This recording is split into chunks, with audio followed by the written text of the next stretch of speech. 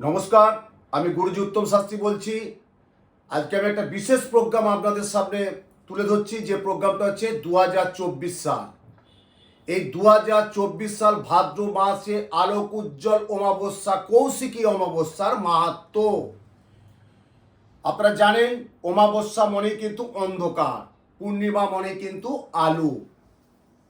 সুতরাং অমাবস্যা মানে যদি অন্ধকার হয়, তাহলে আমরা ভাদ্র মাসে আলোক কৌশিকী অমাবস্যা বলছি কেন, বা আলোক অমাবস্যা বলছি কেন পঞ্জিকা মতে? দেখুন, আমি তো এত বছর, প্রায় বিগত 27, 28, 30 বছর তারাপীঠ যাচ্ছি। যখন সাধক প্রবর বামদেব সাধনা করছে তখন তো আমার জন্মই হয়নি, কিন্তু পুরাতন ঐতিহাসিক সনাতন শাস্ত্রের মাধ্যম থেকে যেটুকু শুনেছি, যে এই বামদেব এই দিনে এই যোগে তারাপীঠ মহাশ্মশানে শেষ শিমুলতলায় সাধনা করে কুশের মাধ্যম, কুশাসন যেটা বলি, যে কুশাসন, সেই কুশাসনের মাধ্যম দিয়ে মা তারাকে পেয়েছিলেন। এবং এই অমাবস্যায় তারাপীঠে একটা আলোর ছোটা কিন্তু পাওয়া যায়। খুব ভাগ্য যদি ভালো থাকে, দেখবেন একটা আলোর ছোটা কিন্তু আসবেই। এই জন্য লক্ষাধিক মানুষের জনসমাগম। আপনি এখন ট্রেনে দেখুন, টিকিট নেই। আপনি হোটেল খুব চেনা পরিচিত বাদ দিয়ে আপনি হোটেল পাওয়া কিন্তু খুব একটা দুষ্প্রাপ্য ব্যাপার আছে। তা এই যে একটা মহেন্দ্র যোগ, এই যোগটায় আমি তারাপীঠ সাধনা যোগে এত বছর করে আসছি, এবং বেসিক্যালি এটা তন্ত্রের একটা বিশাল ক্রিয়া হয়। যেমন কালা জাদু, যেমন উচাটন, যেমন বানতন্ত্রের ক্রিয়া, যেমন তীব্র বশীকরণ ক্রিয়া, যেমন শত্রুর জন্য মা বগলামুখী দেবীর যজ্ঞ। এটা তন্ত্রের একটা বিশেষ ক্রিয়া। এই জন্যই লক্ষাধিক মানুষের জনসমাগম আমরা বিভিন্ন পত্র পত্রিকা এবং মেন স্ট্রিম মিডিয়ার মাধ্যমে আমরা দেখতে পাবেন, যে কত লক্ষ ওখানে জমায়েত হয়েছে তারাপীঠের এই মায়ের কাছে পুজো দিয়া। দেখুন, মা তো মন্দিরে থাকবেন, কিন্তু মায়ের এই দিন এমন ছলনা আসবেন তারাপীঠ শ্মশানে, যে আপনার কি বলবো, ভাগ্য ভালো থাকলে আপনি অবশ্যই মায়ের সে সান্নিধ্য পাবেন। এবং রবিবার দিন, অর্থাৎ 1 সেপ্টেম্বর রবিবার দিন প্রাতঃ, মানে সকালবেলা 5টা 7 গতে কিন্তু অমাবস্যা পড়ছে। আর কাজটা হবে কিন্তু 2 তারিখ, অর্থাৎ 2 তারিখ কাজটা হবে সোমবার দিন। সারা দিন সারা রাত অমাবস্যা থাকছে, এবং যে 2 তারিখে কাজটা হবে সারা রাত, আর আমি কাজটা করব নিশিরাত।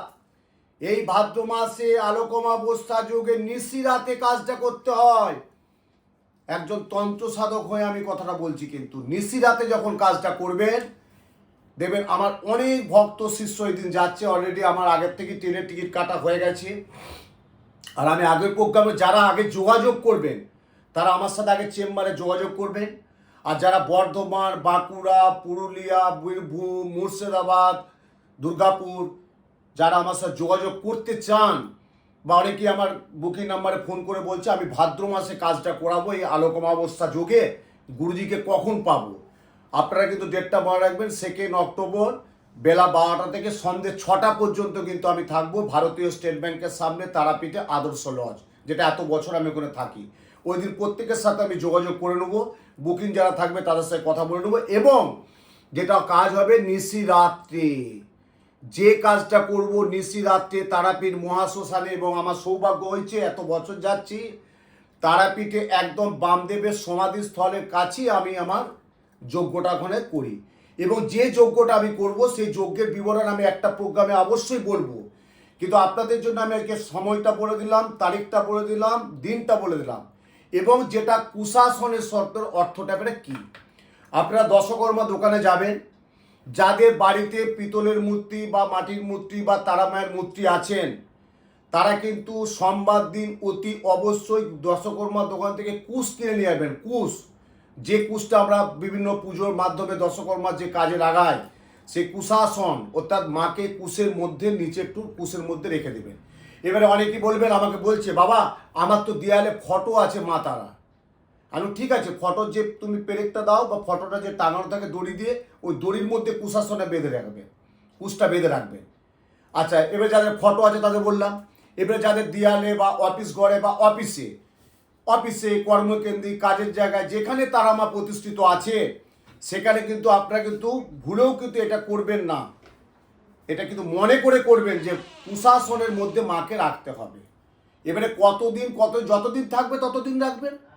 এবং ওই দিন কিন্তু বলছি আপনারা কিন্তু বাড়িতে যারা তারামা প্রতিষ্ঠিত আছে তারা কিন্তু মায়ের খিচুড়ি ভোগ দেবেন এবং তার সাথে মাছ দেবেন। মিন মাছ হচ্ছে মা তারা পছন্দ করে মাছ, কিউকারপিন তেল, লাল সালু বা লাল চেলি বা লাল কাপড় মাকে পরাবেন, 108টা জোবার মালা দেবেন, সিঁদুরটা দেবেন মায়ের মাথায়। ওই সিঁদুরটা প্রত্যেক মহিলাদের জন্য অক্ষয় সিঁদুর, এবং প্রত্যেক পুরুষের জন্য যখন শুভ কাজে যাবেন মায়ের সিঁদুরটা পরবেন। আর মায়েরা যে সিঁদুরটা দেবেন ওই সিঁদুরটা আপনারা মাথায় পরবেন, এটাকে বলছে অক্ষয় সিঁদুর। এবং আমি তারাপীঠে প্রত্যেকে পুজো পাঠ দেবো, প্রত্যেকের মায়ের জন্য আমি নির্মাল্য প্রসাদ সব নিয়ে আসবো। যারা আপনারা আমার সাথে যেতে পারছেন না তারা চেম্বারে যোগাযোগ করবেন, নাম, গোত্র, ফটো, যে আমার এই কাজটা করতে হবে, আমার এই কাজটা করার দরকার আছে, আমার মেয়ে একটু গোলমাল করছে, আমার ছেলে একটু গোলমাল করছে, আমার ব্যবসাটা সেভাবে আমি সাফল্য পাচ্ছি না, আমার একটা দাম্পত্য অঘটন চলছে, বা আমার এই যে দোষগুলো আছে সেগুলো কিভাবে কি খণ্ডন করবেন, সেগুলো আমি চেম্বারে আসবেন, আমি ডিটেলস বলে দেবো যে তোমার কি বর্তমান দোষা চলছে, কি অন্তর্দশা চলছে, কিসের মহাদশা চলছে, কিসের প্রত্যন্ত দোষা চলছে, সেটা একটা অভিজ্ঞ জ্যোতিষীর পরামর্শ নিতে হবে। কিন্তু দেখুন, জন্ম ছক অনুযায়ী যেটা আমরা বারবার বলে থাকি, দোষ কিন্তু খণ্ডন করতে হবেই না হবে। গ্রহের ঘোরে ভাগ্য কিন্তু ফেরে, গ্রহ কিন্তু ঘোরে ভাগ্য কিন্তু ফেরাতে হয়। তাই এই যে মহেন্দ্র যোগটা পাচ্ছি, অর্থাৎ আগামী 2 সেপ্টেম্বর এই যে ভাদ্র মাসে আলোক উজ্জ্বল সোমবার যুক্ত, ভাদ্র মাসে সোমবার যুক্ত, ভাদ্র মাসে 2রা সেপ্টেম্বর আলোক অমাবস্যা যোগে, যেটা আমি তারাপীঠে ক্রিয়াটা করব, কাজটা করব তন্ত্রের মাধ্যম দিয়ে। এই যজ্ঞটা কিন্তু তন্ত্রের মাধ্যম দিয়ে ক্রিয়াটা হবে এবং কাজটা হবে। সেই কাজটা যদি আপনি করতে পারেন এবং যদি শরীরে থাকতে পারেন তাহলে তো অতি উত্তম। আমি বারবার আগেও ইতিপূর্বে অনেক প্রোগ্রামের আগে বলেছি যে যজ্ঞ আমাদের কি করতে পারে, পাপের ভাগটা কমিয়ে দিতে পারে। আমরা যে পাপের ভাগ সেটা যজ্ঞের মাধ্যমে খণ্ডন করা যায়। যজ্ঞ আমাদের পাপের ভাগটা কমিয়ে দেয়।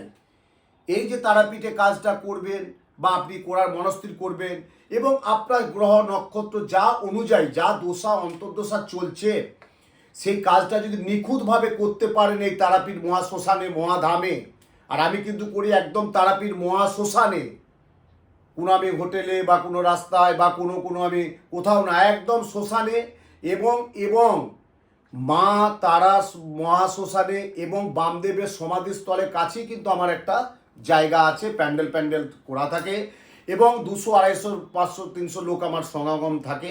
কিন্তু একটা কথা আপনাদের জন্য উদ্দেশ্যে বলছি, কিছু মনে করবেন না, আমি এত মানুষকে হয়তো রাখার আমার সম্ভব না, হয়তো 70, 80, 100 জনকে আমি রাখার ব্যবস্থা করলাম। আপনারা কিন্তু একটু নিকটবর্তী পরিচিত হোটেল যোগাযোগ করে নেবেন। আমার ওখানে প্রসাদ, খাওয়া দাওয়া, থাকা, ভান্ডারা সমস্ত ব্যবস্থা থাকবে। প্রসাদ ওখানে আমার ব্যবস্থা থাকবে, খাওয়া দাওয়া সমস্ত ব্যবস্থা থাকবে, কিন্তু রাত্রিটুকু নিবাস করতেই হবে। এবং সেই যজ্ঞের পর যে আহুতি, সারা রাত যজ্ঞ চলবে, কিন্তু সারা রাত। এবং এই সারা রাত যজ্ঞে আমি কি করব সেটা পরের প্রোগ্রামে আমি বলছি, যে আমার এই যজ্ঞ আমি কি কাজটা করব, যাদের যা দশা অন্তর্দশা গ্রহ নক্ষত্র অনুযায়ী।